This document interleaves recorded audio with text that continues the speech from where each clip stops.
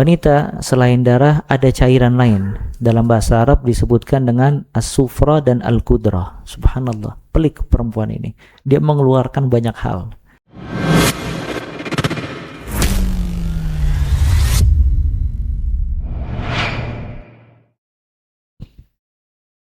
Kelima, dilarang menceraikannya dalam keadaan haid. Naam, tidak boleh menceraikan wanita dalam keadaan haid. Ya, makanya di sini penting juga untuk mempelajari fikih pranikah atau fikih pernikahan.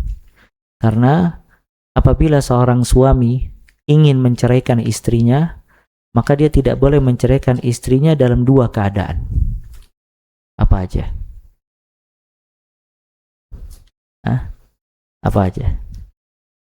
Nggak tahu Ustaz, Anda belum cerai. Apa? Yang pertama, dalam keadaan suci sudah dia gauli. Yang kedua, dalam keadaan haid. Maka apabila dia ingin menceraikan istrinya dalam keadaan suci yang belum dia gauli. Kalau misalnya dia sudah menggaulinya, dikhawatirkan hamil. Ya. Kalau misalnya dalam keadaan haid juga terlarang. Maka apabila seorang lelaki ingin menceraikan istrinya, keadaan yang paling benar dia ceraikan dalam keadaan tuhur, suci yang belum dia bergaul di dalamnya. Baru dia ceraikan. Ketika dia ceraikan, masuk masa iddah, tetap dia memberikan nafkah. Dan ada khilaf di antara para ulama, apakah kalau misalnya seorang lelaki menceraikan istrinya dalam keadaan haid, yaqa am la yaqa, terjadi apa tidak terjadi. Yang paling benar dia kembalikan lagi sampai suci baru dia ceraikan. Nah, Allah Subhanahu wa taala berfirman, mereka bertanya kepadamu Nabi Muhammad tentang haid. Katakanlah, itu adalah suatu kotoran. Maka jauhilah para istri dari melakukan hubungan intim pada waktu haid, dan jangan kamu dekati mereka untuk melakukan hubungan intim hingga mereka bersuci habis masa haid.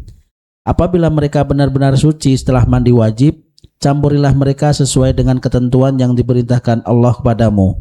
Sesungguhnya Allah menyukai orang-orang yang bertaubat dan menyukai orang-orang yang menyucikan diri. nah ini dalil tidak boleh menggauli istri ketika haid.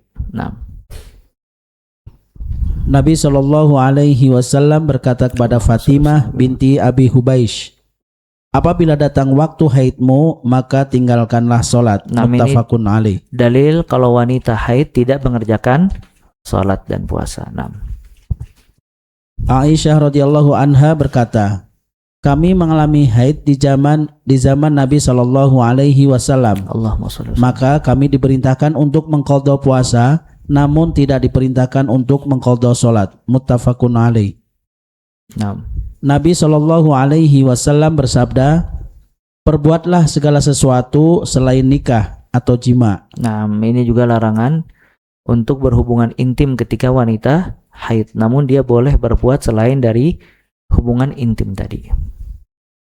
Keterangan, apabila wanita telah suci dari darah haidnya, yaitu dengan keadaan kering tidak terdapat lagi darah. Apabila biasanya wanita itu mengetahui kalau dia sudah selesai dari haid dengan berhentinya darah, ya kemudian dia cek apabila sudah kering tidak keluar darah, maka tandanya telah selesai. Atau biasanya sebagian wanita keputihan, ya, dia ada keputihan tanda sebagai darah haidnya selesai. Nah, ketika darah haidnya selesai, baru dia mandi dan mengerjakan hal-hal yang dilarang tadi. Nah, teruskan. Apabila wanita telah suci dari darah haidnya, yaitu dengan keadaan kering tidak terdapat lagi darah, wajib atasnya untuk mandi. Kemudian dibolehkan semua yang dilarang sebagaimana keterangan di atas. Nah, boleh sholat, boleh puasa, boleh hubungan intim, boleh tawaf, dan seterusnya. Catatan kedua, cairan berwarna kuning dan keruh yang keluar dari wanita Wanita selain darah ada cairan lain. Dalam bahasa Arab disebutkan dengan as-sufra dan al-qudrah. Subhanallah, pelik perempuan ini. Dia mengeluarkan banyak hal. Sufra dan al-qudrah. Sufra itu cairan berwarna kuning, al-qudrah itu cairan yang keruh. Nah, ini keluar dari wanita. Apa hukum cairan yang keluar dari wanita yang kuning dan keruh ini? Kata para ulama, kalau cairan tersebut keluar di masa haid, dalam 6 hari haid di pertengahan, di awal atau di pertengahan, keluar cairan kuning dan juga cairan keruh, maka dia memiliki hukum yang sama dengan haid. Bisa difahami ya? Kalau dia keluar. Jadi kalau misalnya memang istri antum lagi haid, ya, kadang haid pas akhir-akhir itu udah mulai sedikit keluarnya. Tapi belum selesai. Tapi mengeluarkan cairan ini.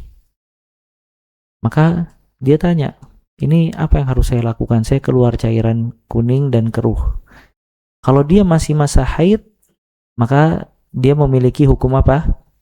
Haid. Tetap nggak boleh puasa, nggak boleh sholat. Namun apabila sudah kering dan selesai, kemudian perempuan tadi mengeluarkan cairan tadi, cairan kuning atau cairan yang keruh. Setelah haid, maka dia tidak dianggap haid lagi. Ya, dia dianggap suci dan cairan itu tidak dianggap apa-apa.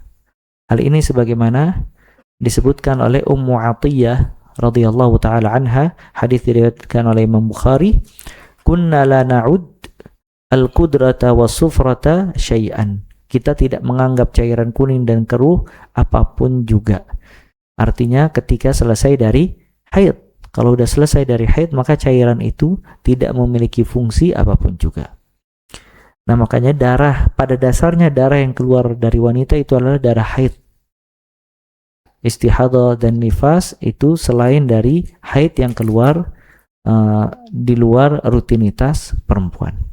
Qudrah dan sufrah itu kalau misalnya dalam hari-hari haid dia masuk ke bab haid. Kalau selain dari hari-hari haid, maka dia tidak dihukumi apapun juga. Bisa dipahami ya? Nah, nanti antum tanya sama istri, keluar gak darah ini, cairan dan keruh?